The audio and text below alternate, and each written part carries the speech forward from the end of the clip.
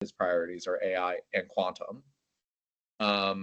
It's a encouraging sign of, again, despite some volatility, getting through that puts us in a really strong position. Jesse, if you want to go to the next page. How are we going to do that? Right. This is just mindset. Jesse is going to do an operational update. But the mindset I have is the story that I've told often that, and everybody knows, the reason why we got here is not because we could spend the most money.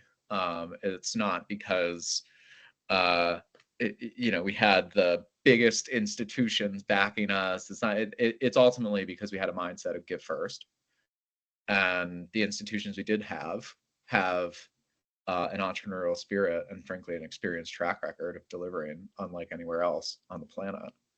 And so I really want to double down on who we are, which is entrepreneurs, and that's going to be in any entrepreneurial endeavor, rolling with the punches. And if we can keep our eye on the ball, then that is the job. So we're going to be okay on that. That will, of course, by we, that's not Elevate Quantum. We internally have to do that, but we all, to the extent we can, have to lean in to help each other as an ecosystem, which is what we've been doing to date and what I have full confidence we'll continue to do. And calling out certain ideas, but really it's going to be the leverage from everybody on this call that's going to make it happen. And the second thing about entrepreneurship is focus, and with a workforce lens. Folks talk about the missile gap, which was not factually correct. I think we're all pretty sure, because we feel the pain every day, of the engineer gap, which is 3 open quantum jobs and really only 1 qualified person, and that's at the best of times. And layer on, that's bad enough news, but layer on that China is graduating 5 times the number of entrepreneurs that the US is. That gives me something to focus the mind with, an EQWC perspective, but something well beyond. And again, it's not going to be a rich environment. At the same time, there's a piece of me, an entrepreneur oriented for that says that there's a thing in startup called foie gras. It's overfeeding, that kills organizations. If we can, resource is not irrelevant, but time is ultimately the most precious. And if the folks on this call, we can identify the things that actually have the most leverage, again, it won't be easy, but we will get it done. And so that gets to it. It's really down to the folks here. Jesse, the whole EQ team, Lucy, worked tirelessly for this. But they worked tirelessly to set up the leverage of this community. So I leave it there. We have a big agenda. Jesse's been working on this for quite a while. I know Lucy, Jake as well, close support. So I turn it over to them. Probably not now, but certainly after, if folks have feedback, suggestions, questions. I think I had a keep calm, carry on slide in here. For what it's worth, we're in a good position. We're hearing good news about advances. We're, from an EQ operational standpoint, we're moving. And that's what we'll continue to do, and how we'll continue to support the whole ecosystem. So thanks everybody for making time. Jesse, thanks for giving me a few minutes in this agenda. Absolutely. Thank you so much. That is great setup. And so from there, I'm going to go ahead and give us just an overview of what we've been up to. I'm going to start with just our mission. Ultimately, the purpose of Elevate Quantum is to dramatically accelerate the commercialization of quantum technologies.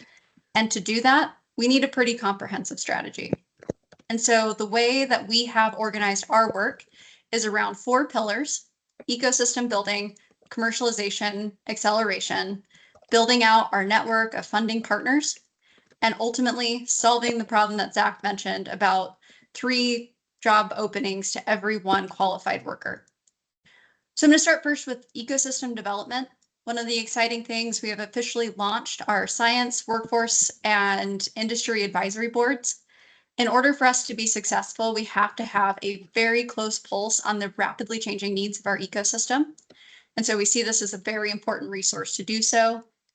We also have been busy trying to build out a comprehensive systems map of everybody that is engaged in quantum. That is everybody on this call. This is employers, government, workforce, academia, bringing everybody together that is part of that shared vision, but then also understanding where our gaps are and making sure that we are actively going out and finding and making sure that we have representation across everybody that shares our mission. Then the last piece here, it is the International Year of Quantum. There are many events going on. We are participating. We want everybody on this call to participate. To see at least the list that we have, you can visit our website, elevatequantum.org, and mark your calendars. The second piece I'm going to talk about is our commercialization acceleration strategy. So as many on the call know, we are working closely with our partners at the Colorado School of Mines to develop the 70 acres of land that is called the Quantum Commons. As we are in these early stages, we are in the planning and requirements gathering stage of retrofitting the administrative, lab, and fab facilities that are going to house our operations. And so I think folks on the call generally know, but just to recap, our operations include an open access lab that has equipment for both AMO and solid state applications, as well as base space for rent. We also are standing up a fabrication facility that is professionally run and focused on the mid-volume, rapid turnaround manufacturing of photon integrated circuits. So to do that, not just are we looking at how do we do some of these retrofits, we are actively out validating our equipment list and kicking off the procurement process. And I do want to say thank you to the companies that are on this call that have answered surveys, had conversations with us, as we are making sure that we are setting up our operations in the way that is truly going to allow us to achieve our mission. The third piece that is extremely critical to making sure that our startups have what they need to be able to grow and expand. We need to build out our network of VCs and other funders and get them excited about quantum and making sure they understand the depth of the Mountain West, Wyoming, Colorado, New Mexico region that is unique as having the highest density of startups. And so for that, in support of that mission, we are launching funder-focused events, developing materials and databases to be able to communicate the uniqueness of our region. Another really exciting thing I want to call out here, partnering with the Colorado Office of Economic Development and International Trade. They have begun to design and launch their Colorado Quantum Fund for Innovative Lending. The first session, large group session, bringing together startups and lenders to talk about the program and give input, happened last month, and really encouraged folks on the call to reach out to the OEDIT office to learn more. Then finally, workforce, and I am going to let Lucy cover this in a lot more detail here in just a minute, but do want to call out that through our Elevate Quantum Workforce Collaborative, we have launched 5 new efforts, a few of which we're going to learn about today. That also has included a survey that is helping lay the groundwork, ensuring that we have a full picture of the skills that are going to be needed across our quantum and quantum enabling companies in the region. And so as with everything, we want to make sure we're sharing out what we're learning and hope to share those results in future sessions. Then as we focus in on our funded Tech Hub activities, implementation planning is well underway. And with that, I'm going to turn it over to Lucy Sanders, who's going to give us a lot more detail there. Lucy, over to you. Thanks. Hi, everybody. I hope you can hear me. Yes? We good? Okay, great. First of all, I just want to say on behalf of Jake and myself, we co-lead this effort, and a lot of work has happened. But I also want to say how excited I am about all the people on this call. So thank you. You know, it's everything we wanted the EQWC to be and more, actually. So this is awesome. Right, Zach? This is awesome. The attendance here is so good. So this is exactly what we wanted. So let me just give you a sense about the funded projects and include. So just a reminder that Elevate Quantum itself has a workforce strategy and its full ecosystem it is a broader strategy perhaps than what the EDA actually funded, but that's okay because the EDA is a seed fund in some sense for us to get some of these projects going. Our strategy is full ecosystem K-12 through a career. It does a lot of expanded programming and other things that we really wanted. Like, for example, we didn't get the museums funded. There's some other things that kind of broke our heart when, we had to maybe cull them from our proposal, more things we wanted to do. But it gave us enough money to really get going on some really important initiatives within the Rocky Mountain West. And this slide sort of shows some of those. I think you can read some of them. I'm going to touch on a few of them in a moment. But I do want to say, call your attention to that bottom where what is it that we're seeing about our programs? Of course, they're all set up as sub-awards to the grant and all of that, but that's not really the point. The point is these are independent programs with independent teams and also all working together to mitigate silos, to come together as an Elevate Quantum program team. And so some of you have known this isn't my first rodeo. I've run a whole bunch of teams in my life. And this group of program managers is outstanding, just outstanding. And deep science knowledge, a lot of passion for building the workforce, and a lot of energy trying to leverage existing assets and all the things we really want them to do.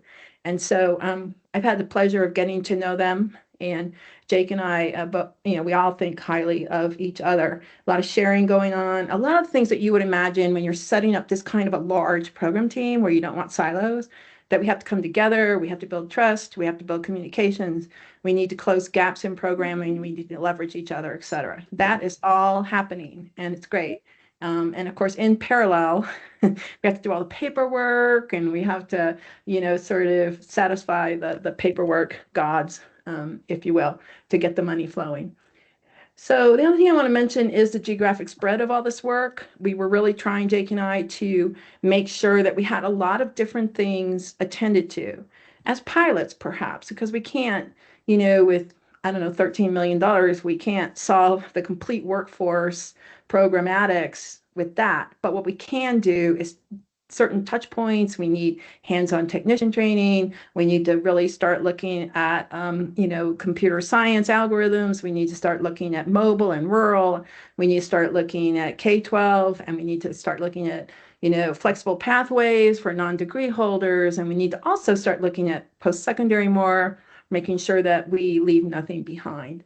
And so the spread of all of this is really quite phenomenal. And here you can see the kinds of things we're doing now. Just to touch on a few, we need career information. We need career, resources. And so Womanium has stepped up to doing that. And we definitely need that, and also career readiness. People need to know the kinds of things at a high level, in addition to technical skills that they need to join the quantum workforce. Front Range Community College, as you know, they have one of, I think, the only degree programs in the state of Colorado, associate's degree program in a quantum or quantum adjacent field, and they'll be expanding that. Emily Griffith is one of the oldest and largest apprenticeship programs in the state of Colorado, and they will be building out a quantum learning lab with stackable credentials.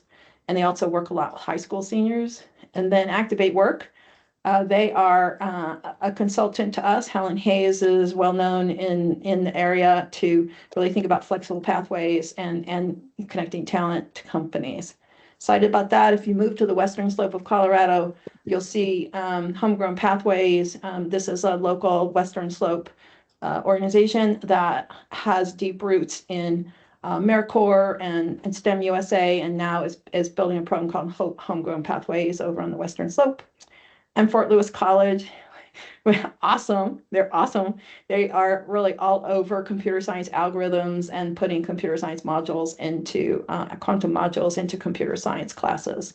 If you look at Northern Arizona, they are doing amazing quantum outreach now, and they're going to expand that, and also college prep. Jesse and I had the privilege of watching Inez in action up in Fort Collins and her team, and it was awesome.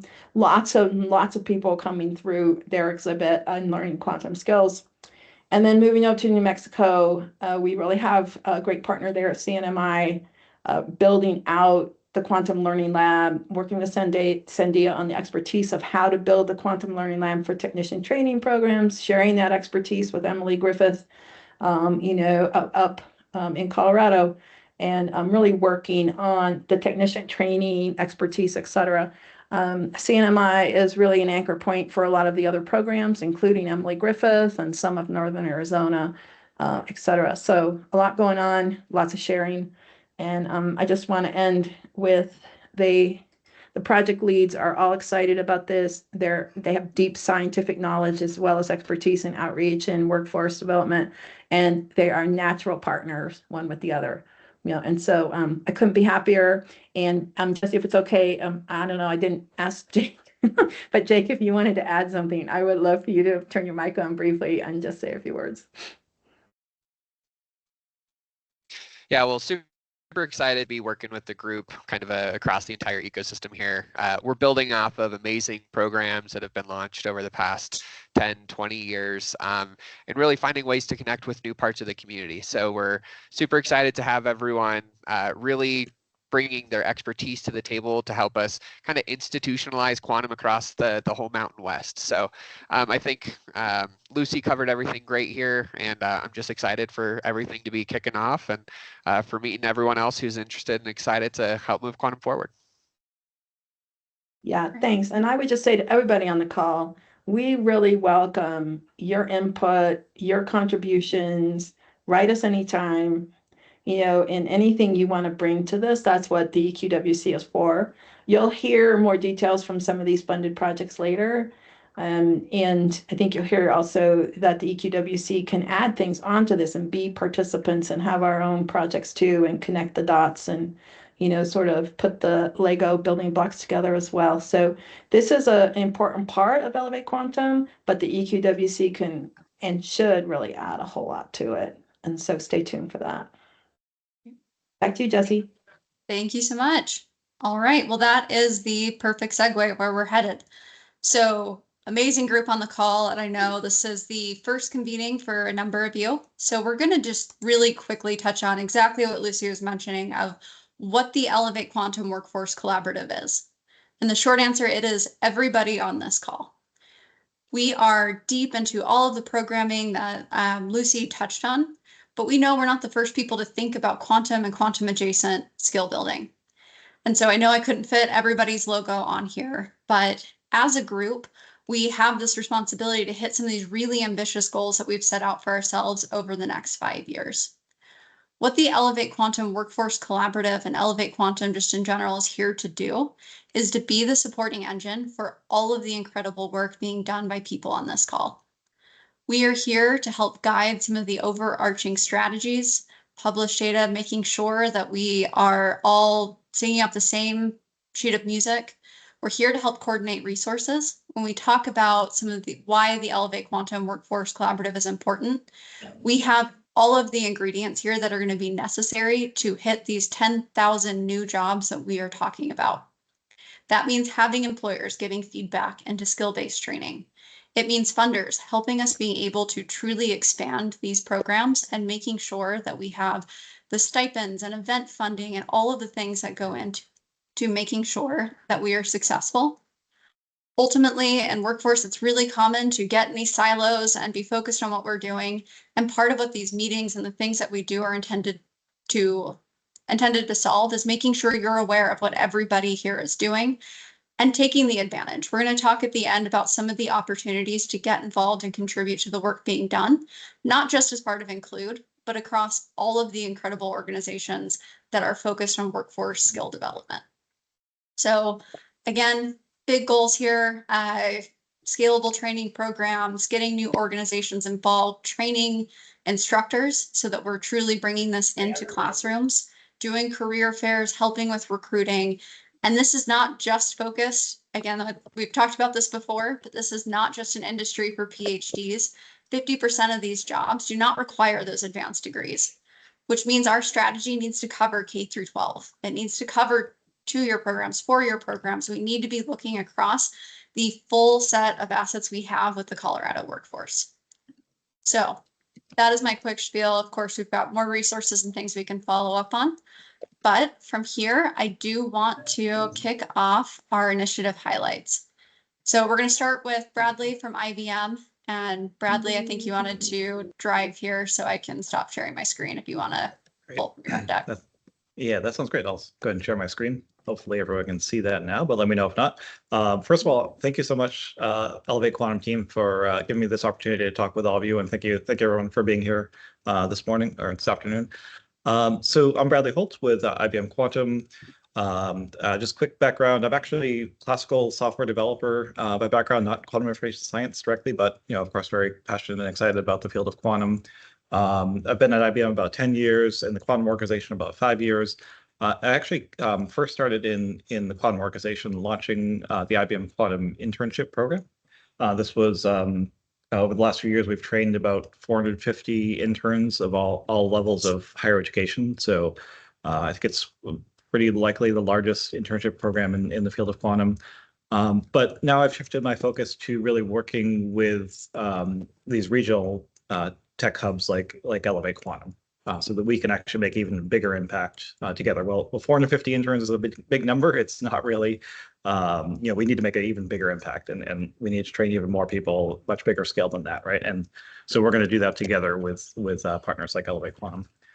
So first of all, I just want to give a quick shout out to everyone who's been involved in this EQWC initiative on quantum algorithms and application skills development. You can see a number of folks here from the EQWC advisory board, a number of additional contributors and folks from the Elevate Quantum team. So big thank you to everyone who's contributed to this initiative. You heard Zach talking about how Elevate Quantum is really rooted in an entrepreneurial mindset. So I wanted to share this stat from Boston Consulting Group.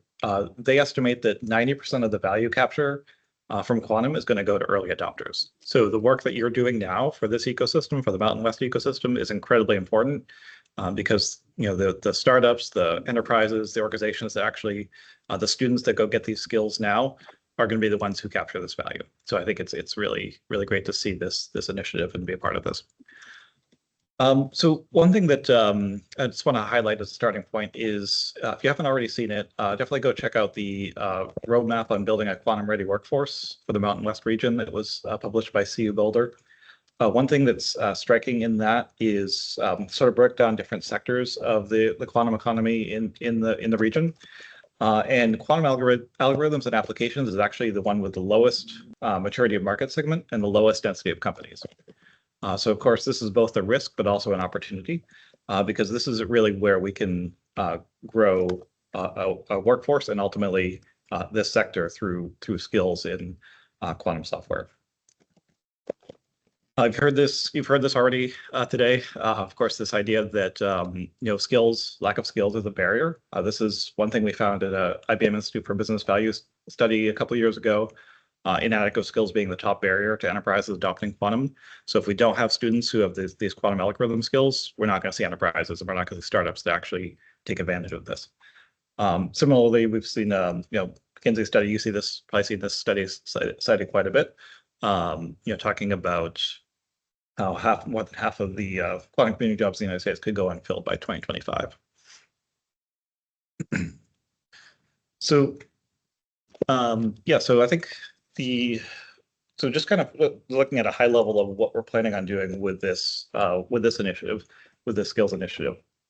So, at a high level, we're looking at sort of this roadmap at how we can train 3,500 learners by 2030 in order to drive the regional economy. And I'd like to think of this in terms of multiple horizons. And the reason for this is that we actually have to break this down in terms of what we need, skills we need today to actually drive forward quantum and skill as this technology emerges and matures. The skills will be different, right? So the skills we need today are going to be different than the skills we need tomorrow. So immediately what we really need is to get students into quantum algorithm research positions. But then shortly after that, we really need these quantum computational scientists. We need folks who are exploring the applications of quantum computation and where we can actually apply, discover what algorithms are good for what applications within quantum. And here we're looking at something like the Qiskit developer certification as sort of a benchmark for that skill set. Then, looking a little bit easier, a little more broad-based is this idea of micro credentials. And then even broader than that, we need to get broad exposure to students in classrooms around the region.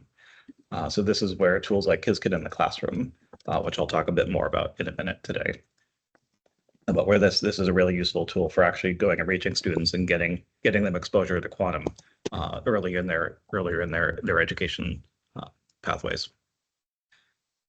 So just a quick word on this. I think this is sort of my high level view of how ultimately algorithm discovery, driving quantum use cases, and actually driving a quantum economy, creating quantum jobs. I think there's a couple different pillars to this. One is companies like IBM, but other companies doing amazing work in the field of quantum in terms of actually advancing the capabilities of underlying quantum system.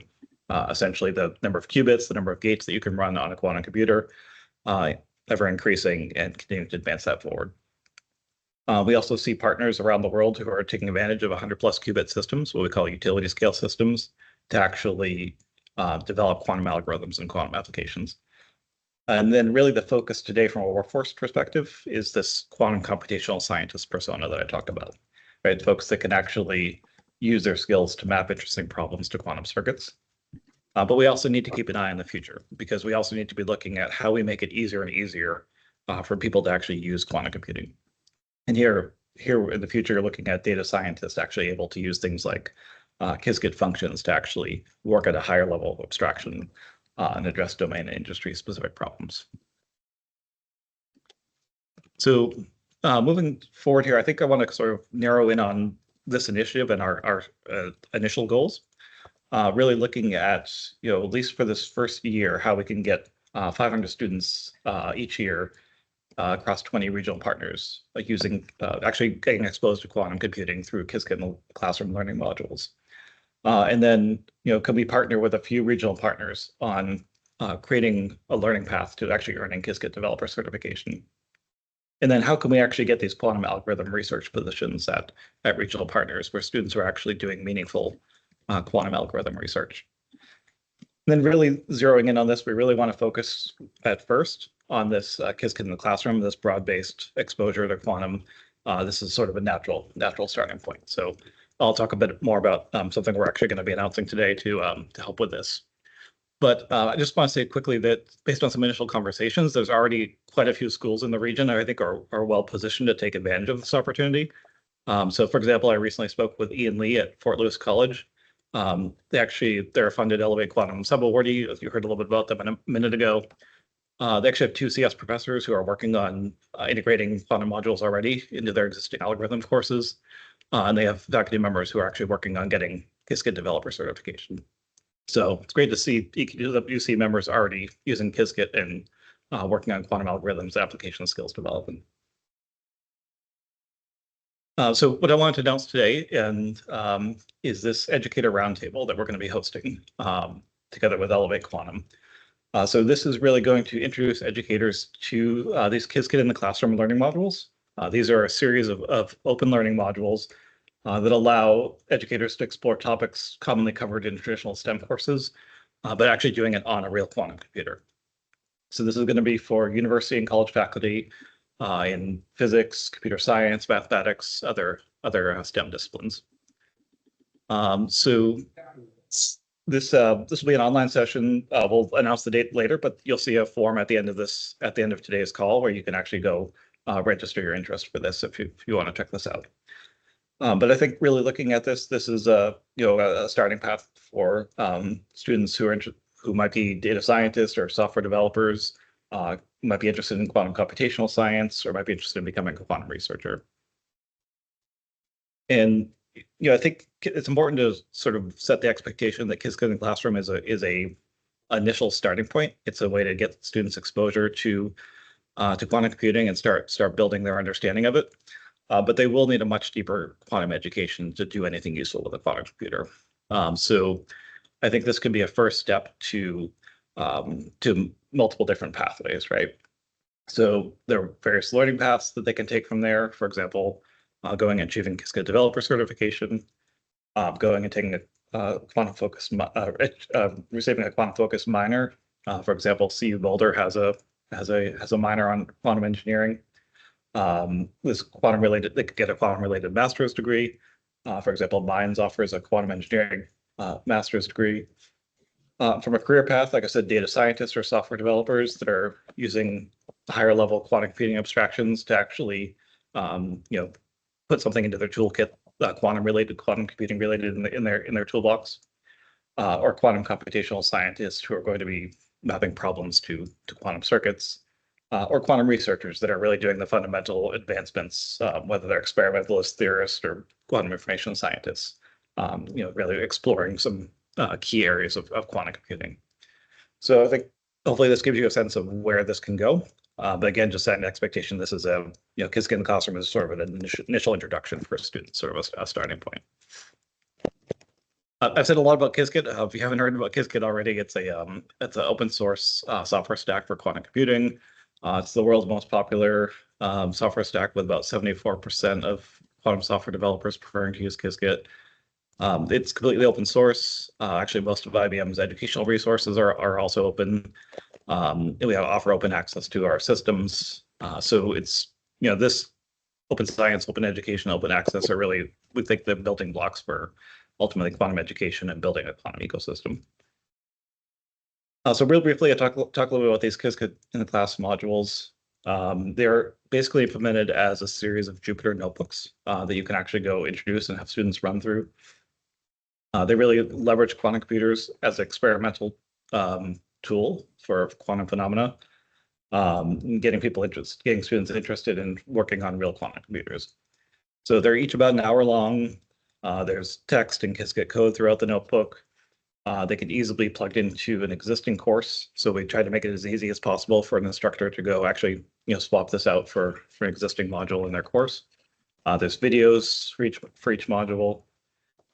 We have 4 of them that we've introduced to begin with. There's one that we can actually recreate the Stern-Gerlach experiment on a quantum computer. There's one on superposition, sort of explains the difference between quantum randomness and classical randomness. Bell's inequality, which looks at entanglement, and a quantum uncertainty module. So these are really, these first modules are really intended for students in sort of quantum mechanics related courses. But we do have a roadmap to build many, many more of these. And the next set we're working on are intended for computer science courses. I'll just do a quick deep dive into one of these. Looking at the quantum uncertainty one, this is really looking at this exploring its concept of quantum uncertainty, but actually doing this on a quantum computer and sort of looking at this and understanding the role of noise and errors in that, and understanding like what it actually means to run this on a real quantum system. These are all designed from a backward curriculum perspective, so really looking at clear learning goals and working backwards from there. Like I said, they can be run on a real IBM quantum computer using a free account. But if a student does run out of access, like they use too much compute time, or for whatever reason can't access a real quantum computer, there is commented out code they can just uncomment and run in a simulator environment. And these don't require a lot of coding experience. Most of it just clicking and run, right? So if you don't have a lot of experience with Python or with programming, that's okay. So yeah, if you want to learn more about this is a QR code you can scan to go to the YouTube videos to hear a little bit more about what these are. And a really great team behind this. I love working with the content team that's created these. They really put a lot of effort into this. But like I said, we've got a couple of quick things I want to mention too is that there's in addition to this Qiskit in the classroom learning modules, for students that want to learn more, we also have a learning platform with a lot of great courses on there. We do an annual event form of the Quantum Challenge and the Qiskit Global Summer School. So we'll probably be announcing those pretty soon. But definitely get the word out on that and get students plugged into that once those are announced. A YouTube channel with a lot of great resources on there. I mentioned the developer certification already, and we also have a KISS Kid Advocates program for students that are really contributing, actually contributing back to KISS Kid and building the KISS Kid community. So we have about 440 of these advocates from 50 countries around the world. So with that, again, I want to invite you to take part in this roundtable, and you should get an interest form you can fill out at the end of the session if you want to take part in that. But yeah, that's all I've got. And really, again, thanks to the Elevate Quantum team for inviting me to come talk to you about this today, and looking forward to all the follow-up conversations. Fantastic. Thank you so much. As you can see, lots and lots of exciting things going on. There'll be, as Bradley mentioned at the end of this, a link where you can express interest to get involved in this. So I'm going to go ahead and take us back to our agenda here. Okay. Next up is Lockheed Martin on their quantum talent pipeline. So Gwen, over to you. Awesome. Can y'all hear me? Yep, I can hear you. Okay, perfect. Awesome. Well, hi, everybody. My name is Gwen Leifer. I'm a senior quantum systems engineer at Lockheed Martin, and I'm also the quantum workforce development lead over here. So a little bit about my background before we jump in. My educational background is in physics, more on the theoretical side. So I got my undergrad and then master's degree, both in physics from Tulane University in New Orleans. And then from that point went on to teach high school physics for a couple of years before joining up with Lockheed Martin. I love teaching, love workforce education, but I just really missed the technical side of things. So here we are. I've been at Lockheed for about 3 years now, started off in electromagnetics engineering, and then started about a year into my time at Lockheed on the quantum team, purely with workforce development as a part-time role. And that has now grown into a full-time position where I do workforce development as well as some strategy and technical aspects. So definitely a non-traditional career path for quantum tech, but that ties into what we're talking about with the quantum talent pipeline. So we can go next slide, Jesse. Sweet. Wanted to also give a brief background into the types of work that we do at Lockheed with quantum technology. So our portfolio spans computational as well as non-computational quantum tech, and we do have involvement from all of our corporation's business areas. On any given day, we've probably 40 people working in the quantum technology space, not all of them full-time, because people that are good at quantum are often very good at other things as well, and we have to share them with other groups. But we do have a small but mighty team here at Lockheed. So we have investments in quantum sensing, quantum computing, and then quantum enhanced remote sensing and communications. And while we definitely have a large presence in the research and development and innovation aspects of quantum tech, we also really emphasize the integration of the quantum technology with classical systems and that translation out of the lab. So with that in mind, we can go next slide. Cool.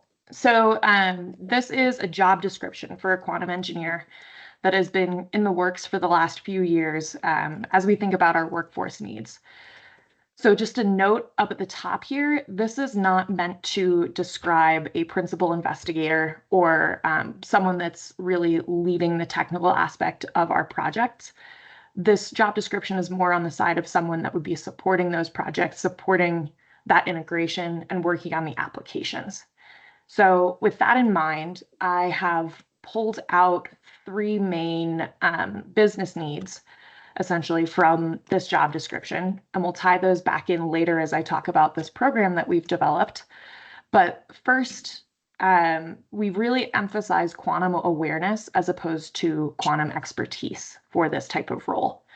We define quantum awareness as someone that understands the basic theory of quantum mechanics, but is more focused on knowing the advantages and challenges of quantum technology. We also recognize the need to have a very multidisciplinary team of engineers in order to take that technology out of the lab and into the field. So you'll see some of the backgrounds that we have. For quantum computing, of course, computer science is very helpful. And then for other folks, if we're working more on the hardware side, it could be many things. So optics, mechanical engineering, just straight physics background. We really look for that multidisciplinary field. And then lastly, this was something that I thought was really interesting as we were developing this job description. Our principal investigators and leaders within Lockheed Martin Quantum consistently came back to emphasizing the importance of soft skills, and those soft skills as being the differentiator between someone that is successful in transitioning to working with quantum technology and someone that is not.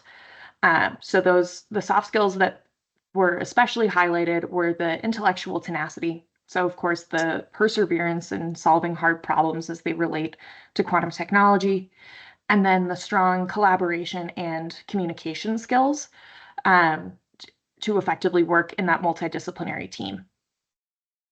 So we'll come back to each of these 3 highlighted parts in a little bit. We can go next slide. Awesome. Okay, so as I said, the focus of this talk is the Quantum Talent Pipeline, which is a program that we have just implemented within this past year. And it's really meant to take what used to be an organic internal recruitment strategy and just make it more refined and actually put some structure behind it. Sorry, I was seeing in the chat. Yes, we do have some stuff in cybersecurity, Lucy. We can circle back around that after. But yes, we've taken in an internal recruitment that's been very organic and put structure to it. So before the talent pipeline, typically what would happen is that someone with quantum background or quantum interest would reach out individually to someone on the Lockheed Martin Quantum team.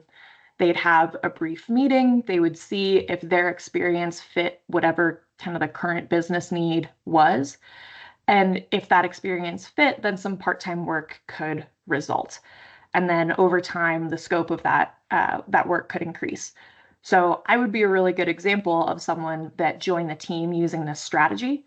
But there are some challenges here for sure. So it's good in the short term, but it is an unclear pathway to working with the team. So you really have to rely on the initiative of individuals that are interested to find that information, to find the right point of contact. And ultimately what you have with this organic strategy is that it's not scalable and it's not responsive to predicted upticks in workforce needs. In the short term, as we're still working on getting quantum technology into the field and establishing it as a real thing that people need to use, 1 or 2 contracts that are won could vastly change the landscape of what we need for the quantum workforce, and it can do that really, really quickly. So we need to be able to be responsive to that. And then in the long term, we need to have a reliable, deep bench of quantum talent that is sustainable so that we can keep going with those multiple contracts as we have them. Okay.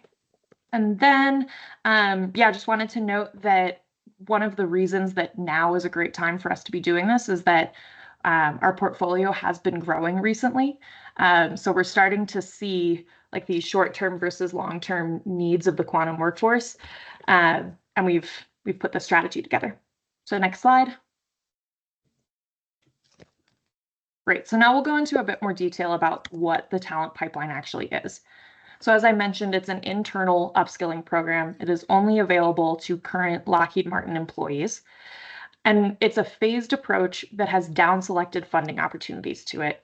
And it ties to an existing initiative, which is called Quantum Sprouts. Talk about that more in a minute. But you've got a visual on the right-hand side here. So we start off casting a really wide net. So we have an application that is open to any employees in a technical role at Lockheed. Then those employees apply, they go through their interview process, and then if they're selected to the cohort, they enter phase 1, which is all about training and mentorship. As a part of phase 1, they're also developing a proposal for a Quantum Sprouts project. And then if they are selected for funding for the Quantum Sprouts project, they'll be in phase 2 and actually execute that. And then the hope is that the end result of this pipeline is that we have a multidisciplinary team of quantum aware engineers that are essentially ready to respond to the demands of the business. Next step. Cool. So now we'll go into a little bit more detail about what each of these 2 phases actually are. So phase 1, this training and mentorship phase. The first thing that happens after someone goes through the application process and goes through the interview and gets selected is that they are matched with a mentor that fits with their career interests, fits their personalities. So we have the mentors actually join in the interviews. And then typically they've done weekly meetings with the mentors, and the mentors help guide them and choose a personalized training plan from this list of resources that we have that suits their backgrounds and their interests. Under the guidance of the mentor, the participants are also going to develop a Quantum Sprouts project proposal. So that's a small scale project that they would like to execute on in some area of quantum technology. And throughout phase 1, we do provide the cohort 1 participants with a limited number of funded hours in order to complete this training. This is not a full-time job, and there is expectation that some personal time would be put in during phase 1. Okay, so that's phase 1. Then phase 2 is the Quantum Sprouts project that they would move on to if their proposal was accepted. So a note about the Quantum Sprouts, this is, as I mentioned, an existing initiative within Lockheed. So it is actually an open call for any innovative project submissions in any of the areas of our Lockheed Martin quantum portfolio. So the idea is that those in the QTP that have developed a proposal under the guidance of their mentor would have a really strong proposal going into Quantum Sprouts because they'd have the background that they need and also kind of have their finger on the pulse of the business needs. In Quantum Sprouts, then selected participants would receive additional seedling funding to execute that project. And then something that's really cool here is that successful projects can actually grow into standalone programs. So we have an example from a few years ago of a quantum computing Sprouts project that is now its own internal research and development program, which is, let's see. Next slide. So one of the things that we wanted to make sure of with the design of the QTP was that we were addressing business needs, of course, but then also tailoring the experience to the individual participants. So on the left-hand side, the business needs, this is where we'll go back to those 3 callouts that we had from the job description. So first up, in emphasizing quantum awareness as opposed to quantum expertise, our trainings really emphasize practical implementation. So we absolutely do have some introductory quantum theory, but it's a kind of a quick pivot into this is what you need to know in order to apply it. So these are not our deep quantum SMEs, but they do gain that quantum awareness. We ensure that we have a multidisciplinary team and talent pool by recruiting from across all of our Lockheed Martin technical areas. And then the soft skills piece is kind of tricky because those are things that are harder to teach. So really what we're doing is kind of evaluating it during the quantum talent pipeline. And that's where the mentor-mentee relationship has been identified as a key factor. So for lack of a better term, it's sort of a test run for how well someone would work within the Lockheed Martin quantum team. And their mentor can evaluate those really key soft skills as they go through that process. Then on the other hand, want to make sure it's tailored to individual participants to meet them where they're at and get them to where they want to go. So everyone comes in with a different educational background, which is why we have differentiated training materials. Everyone has different career goals and interests. So we have several tracks that they can choose from when they're applying to the quantum talent pipeline that fit within our portfolio areas. So they choose a track and then they can choose their own Quantum Sprouts topic. And then we also want to make sure that their training timeline is really flexible to be compatible with other work commitments. Because as we mentioned, this is a stretch assignment. This isn't meant to be like a rotation where you're full-time for a certain period. This is in addition to current work. Next slide. So as of right now, we are part of the way through our very first cohort of the Quantum Talent Pipeline. So I wanted to show you all what that timeline has looked like and what some of those numbers are. So our applications were open in August 2024. We did interviews and selections in September. And we had 90 people apply to the Quantum Talent Pipeline, which was way more than we were expecting. So it was really cool to see the level of interest across the corporation of people that wanted the chance to get involved with the Quantum team. Of those 90 initial applicants, we selected 20 of them for interviews. And then from the 20 that interviewed, we had 9 participants in phase 1. So we had a 10% acceptance rate into the program. Phase 1 for the training and the mentorship, that largely occurred from October through December. So pretty short time span. And then the Quantum Sprouts project proposals were due end of January.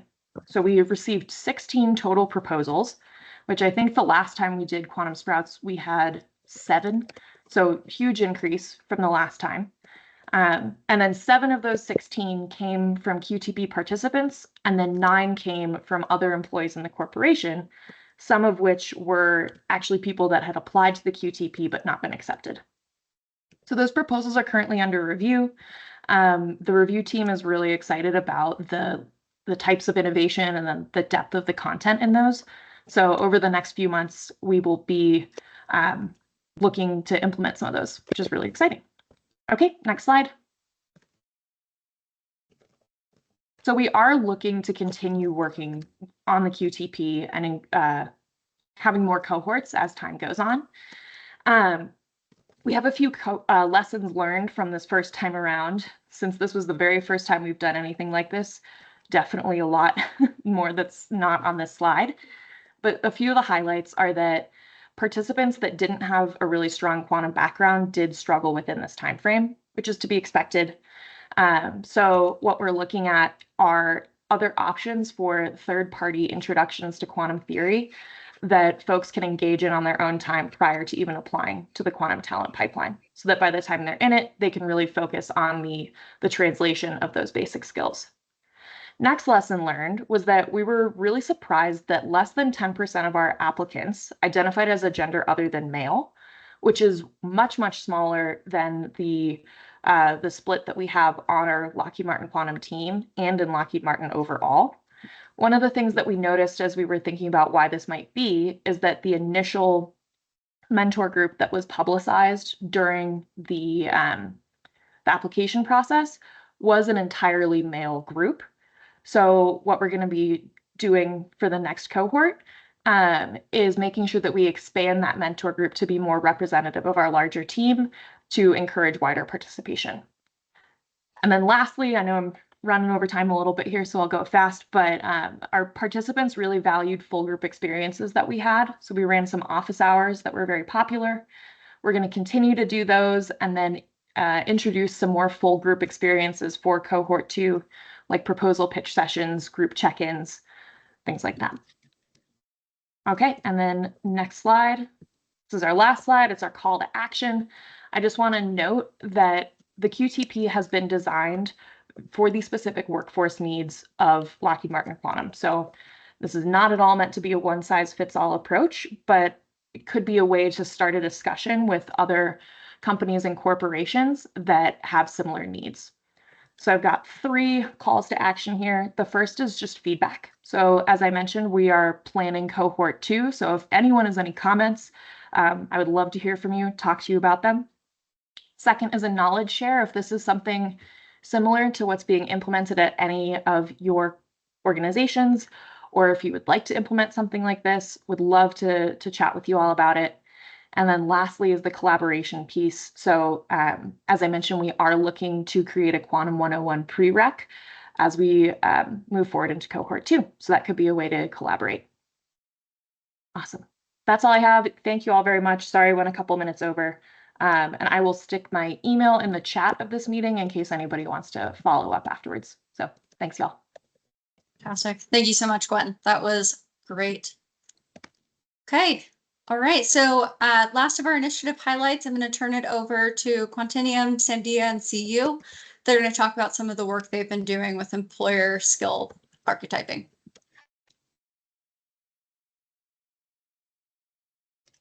All right, wonderful. Thank you for the time. So brief introduction and kind of what we're going to cover today. So my name is Reese Brown. I'm our talent management leader for Quantinuum. So I'll cover a brief introduction to what Quantinuum is and kind of the scope and why we've been invested here. And then I'll pass the time over to Jake to talk more about an initiative we're interested in partnering with. So Quantinuum at a glance, we are 550 plus employees and looking to continue to grow that fairly rapidly. We are a global organization, but with some major footprints here in Colorado. As far as the makeup of our business, we lean very heavy on the technical side. So of that 550 plus, 375 plus are PhD or masters in tech areas with around 200 scientific papers and over 100 patents. So Quantinuum Systems, what makes us, unique in this space is we are a full stack. So we have the hardware side of our business that was founded here in the US, and then we have an expanded reach of our software capability as well. So some of those skill sets that we have within full stack, Quanto is one of our product offerings. It's around quantum chemistry software.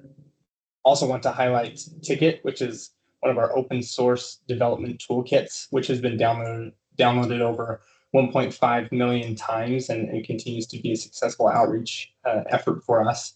And we continue to outreach and have additional collaborations with different partners, both commercial and academic, and look forward to expanding those partnerships, including here with Elevate Quantum. So we can go to the next slide. So who are we looking for at Quantinuum? This is not an exhaustive list here, but these are some major skill sets that we're pretty continually hiring on. So electrical engineering, mechanical, optics, computer science, systems engineering, atomic physics, trap design, software engineers, integrated supply chain, and all types of business functions we're trying to bring into our talent pools. Our locations, while we are international and we have locations across the United Kingdom, Germany, and Japan, our main headquarters is located in Broomfield, Colorado, and will continue to be the flagship site and where we're doing the majority of our hiring. An interesting announcement that's come out recently, we also had announced by the governor of New Mexico that we are going to open an R&D office in the state of New Mexico, which is an exciting advancement for us as well. Very excited there. But big picture is we are going to continue to hire rapidly, continue to grow in these areas within the domestic market, and hope to continue to find ways that we can build those pipelines. And so I will turn the time over now to Jake, and he can talk a little bit more about what are some of those plans that we've been discussing. Awesome. Thanks, Reese. Chris, to plug in and cover anything that I miss here or she'd like to add. So, we've all been kind of talking today about how we can leverage the broader community through the Elevate Quantum Workforce Collaborative, through our Funded Include projects, things like that, to try and drive the field forward, right? There's a lot of interest from our educational partners on how to plug in, how to get their students trained, how to get them placed into jobs, things of that nature. And as we've just seen from 3 industry partners, there's a very high level of interest in trying to get, quantum aware folks into those positions. And so one of the things that we're doing through the EQWC is trying to understand kind of that employer skill archetyping. So, we just heard from Reese on some of the different positions that they're hiring for, from Gwen at Lockheed, right? And so we want to be able to find a way to leverage this community to really bridge the gap between, what industry is doing, a ton of internal training, a lot of kind of dispersed outreach efforts, things like that, and create a little bit more of kind of a unified vision and approach to advancing that quantum ecosystem. So what does that actually mean, right? Each of our industry partners, they obviously understand what those skill sets and educational requirements are, but getting that communicated out across the region can be tricky, especially if you're in startup mode and you have to go through and deliver on your technical product. So in talking with the EQWC board, we thought, how could we partner with someone like Quantinuum to understand what their representative roles are, which they have very well defined within their internal piece, and how could we leverage that to create kind of broader profiles that could be shared with our ecosystem partners that talk a little bit about the knowledge, skills, and abilities, the capabilities, the potential career paths if you were to enter, say, as a technician. How might you be able to progress over the next 5-10 years? And as a piece of that, understanding what training programs currently exist. We heard about Front Range Community College and their optics program, what's going on at Boulder and Mines and University of New Mexico, and try to understand how each of those institutions could fit into that pathway. And what can we do to really drive meaningful engagement across the region, right? So both in Colorado and New Mexico, across the full educational spectrum. We'll go to the next slide. So the approach to this, and this is working really hand in hand with our Tech Hub partners. This is obviously a workforce collaborative effort, but it's also really well aligned with some of our funded include programs. So working with Quantinuum, they'll provide the team, the working group, with what those well-defined roles are and which career paths they're attached to. We'll leverage that information, that direct industry draw, to help create some personas and needs for who might be appropriate for that position, and understanding, who can get engaged. We want to plug in with other efforts that are already funded to understand what the skills are and what skill building programs exist in the region. So I believe Activate Work is going to be,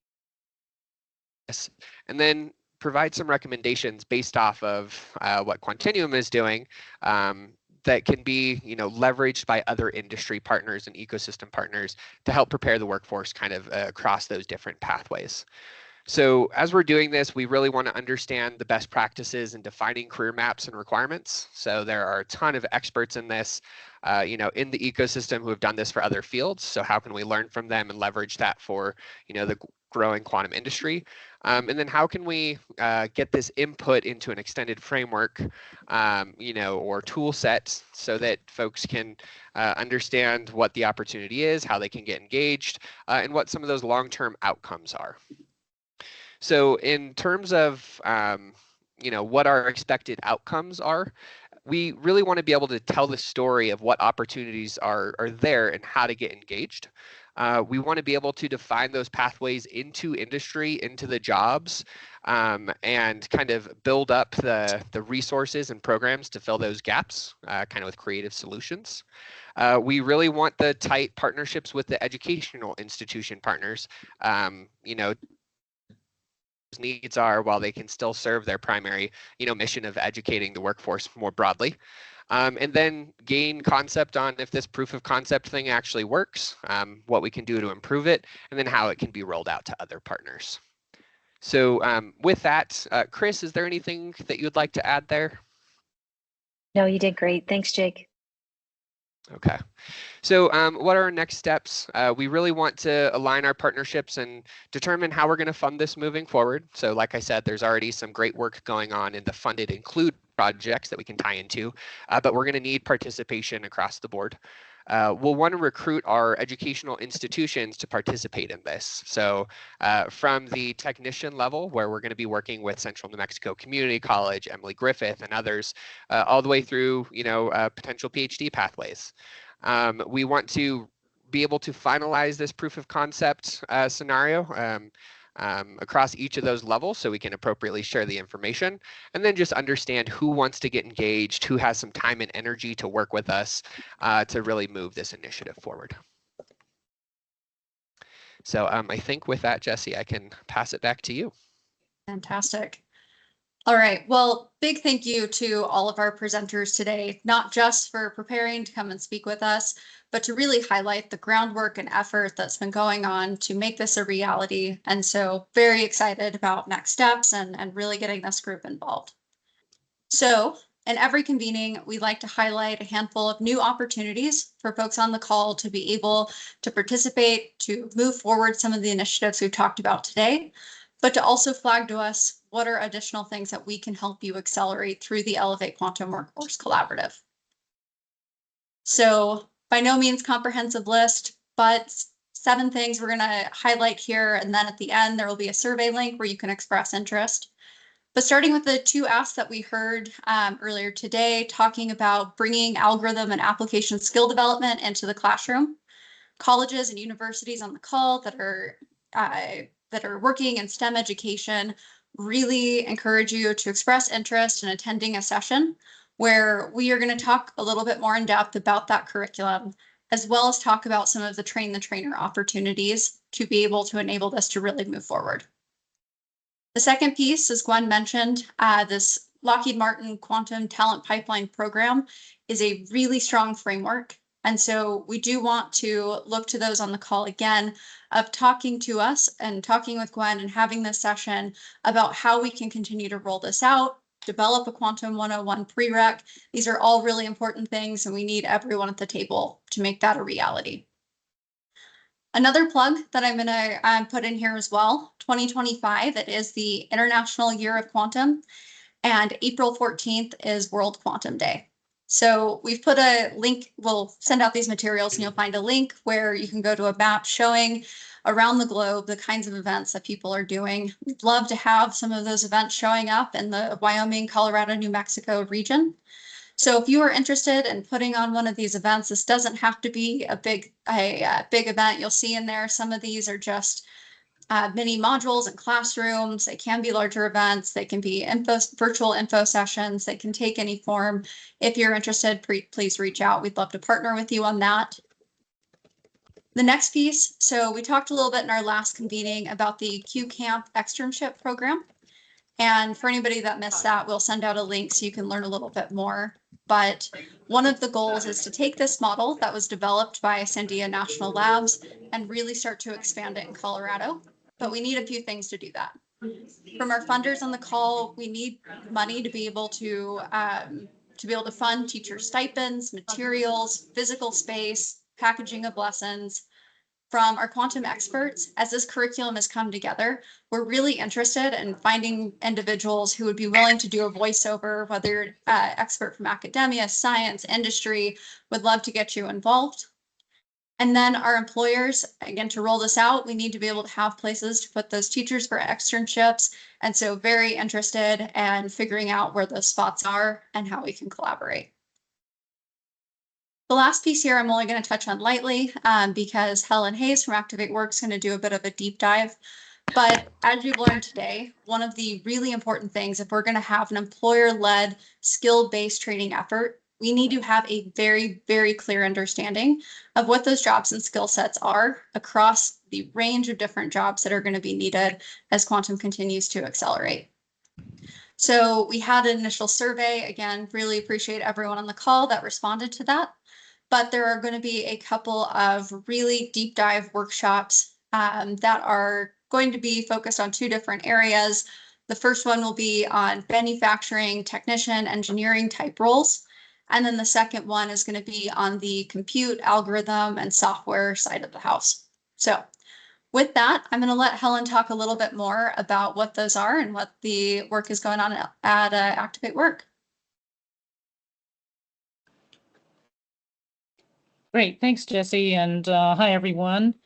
I'm the founder and CEO of Activate Work. We are a Denver-based nonprofit that provides free IT training, credentialing, and employment placement for individuals across the Front Range. And we position them into early career jobs in IT and in cyber. As a sub-awardee of Elevate Quantum, we are tasked with developing a comprehensive as well as a flexible career pathway strategy that will serve today and tomorrow's needs for an agile quantum workforce. What is the Quantum Tech Partnership? It's our solution to unifying existing pathway development efforts, some of which you've heard about today. Our goal is to provide facilitated discussions and be the support arm for Elevate Quantum's workforce coalition. Our goal is to deliver an actionable strategy for the most needed pathways. Simply put, we're working to connect the dots between education and business, making it easier for our employers to connect directly with the ample skilled talent that our efforts will produce, and to avoid the talent shortages that Bradley mentioned earlier. Our experience launching the Tech Talent Partnership provides our model for understanding how to knit together the demand and supply for the quantum workforce. The demand being knowledge, skills, and abilities that employers are requiring for our quantum jobs, as well as the supply or the production of those KSAs by our educator collaborative.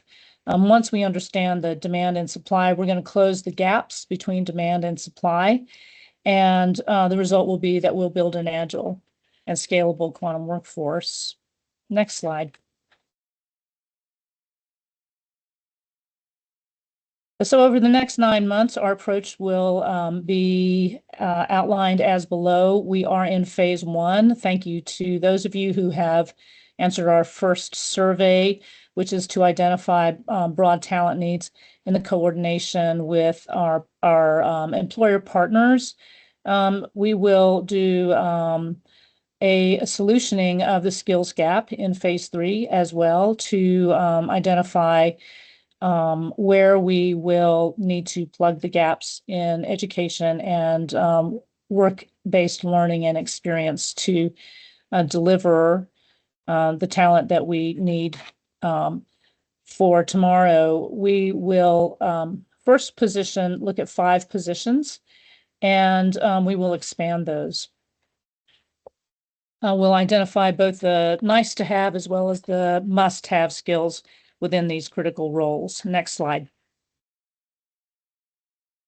So following our initial survey, and if you didn't answer the survey, that's okay. You haven't missed anything. We have opportunities for you to share with us your KSAs and your expected job hires over the next few years. We have identified these 5 critical roles that have high demand across many companies. In fact, these were identified as the absolute must-have start roles, and we're looking at engineering, scientific roles, photonics, laser technician, software engineers, and quantum and electronics assembly techs. We do know that there will be many more roles that we're going to add in the future, and the beauty of us analyzing these roles with the AI tool that we have is that we can almost in real time adjust the analysis of job descriptions, plug them into the educator's rubric and guides, and see where talent is going to come from and where we need them in the future.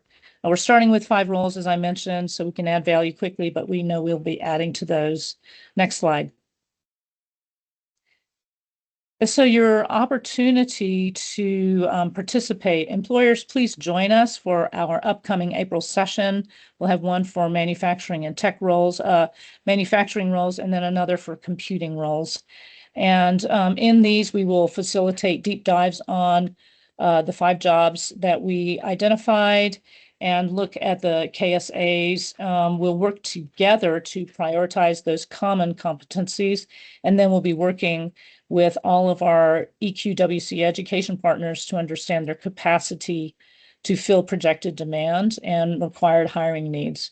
And the goal is to project future hiring demand and make sure that we don't result in any talent shortages. But we're going to develop clear, very flexible pathways, very agile pathways that educators and employers can meet in the middle and satisfy workforce needs. Let's see. So we invite you really to stay tuned and participate in these. So Thank you for your time. it's gonna be cold for you. Thank you so much, Helen. I think we've got somebody that might be off mute. Everyone can check their mute buttons. All right, good. Okay, so we've heard about lots of opportunities to get involved today. I'm going to turn it over to David Lopez to talk about how you can express interest, and then we'll reserve some time at the end for Q&A. So David, over to you. Awesome. Yeah, thanks everybody. So the survey to get involved in any one of or all the above initiatives that were talked about today or not, that survey is in the link or in the chat as well as a QR code here. We made it pretty quick and easy. We really want the follow-up to be intentional. We'll go ahead and do all of that work, but we want to hear from you. So even if you've seen something that you want to add value to that was very well and present today, I mean, I think we all seen that there's plenty of opportunity for existing initiatives to collaborate. And so we're only going to get deeper from here, but whether you have an idea or it's an opportunity or you're super busy right now and you want to chat in maybe 6 weeks from now, please fill out this survey. Please respond. We want to collect this data. We want to make it easy for you to engage. And maybe it's just, allowing you to tap in and give feedback every once in a while, or you want to lead and supercharge your own initiative from the ground up. We want to work with you. We want to talk to you. We want to support you. But most importantly, like everyone on the call, we want to collaborate.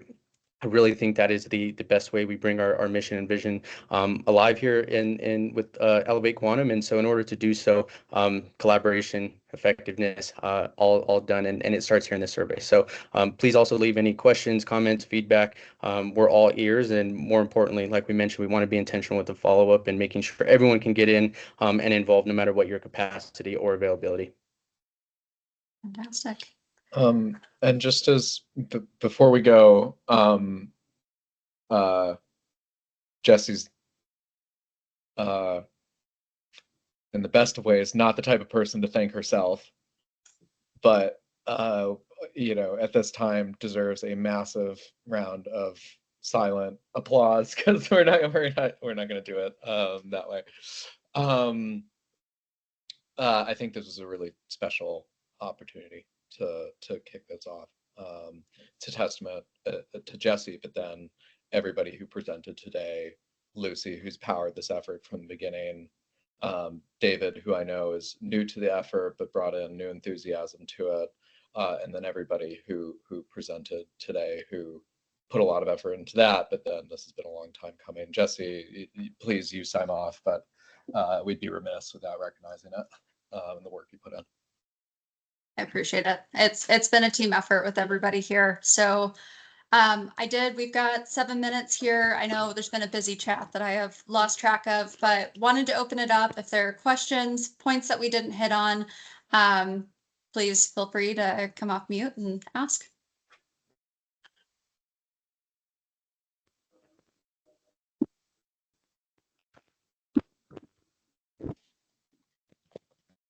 Lucy, you've been much more active on the chat, so if there's anything that would be good to call out in there. Hi, everyone. This is Okay, Abhi. I'm laughing at myself, Am I but audible? I think it's great. There's a lot of things in here. So anything in the chat, I have nothing to call out. There's just a lot of interest, and please fill out the survey, because what we really want to do is connect the dots and put people together and start leading some of these efforts. And so please do fill out the survey that David has put in front of you. And over to Jake, my co-chair. Anything from you? And any questions from anybody, please. You don't have to just put them in the chat. Oh, there's a hand raise, looks like. Jesse, do you see? Yep, we've got a few hand raises. Kara, Yeah. you are first on my list. If you want to go. Hi, everyone. Sorry for a bit of the background noise. I'm in a cafe currently, but I mentioned this in the chat, but just wanted to flag. I run an initiative, a nonprofit initiative called Qubit by Qubit. We do K through 16 quantum education and workforce development trainings, really focused on getting individuals that are beginners to the intermediate level, where they can then go work in internships or get entry level jobs. We've been running a number of programs since 2020 and working with a lot of incredible partners in Colorado, including different high schools and universities. So just a few plugs for people on this call. I mentioned this in the chat, but we run a national high school quantum research program every summer. And we've been fortunate to have students in Colorado participate every summer. These students already have training in quantum computing. We train them, and then we match them to either work in labs or to work on mentored research projects. So we're looking for anyone from PhDs to professors to members of industry that would be potentially interested in mentoring students over the summer, or again, having students come into your lab. It's been an incredible experience for students and a real game changer for them deciding what they want to do. And then I'll just plug the same thing at the university level.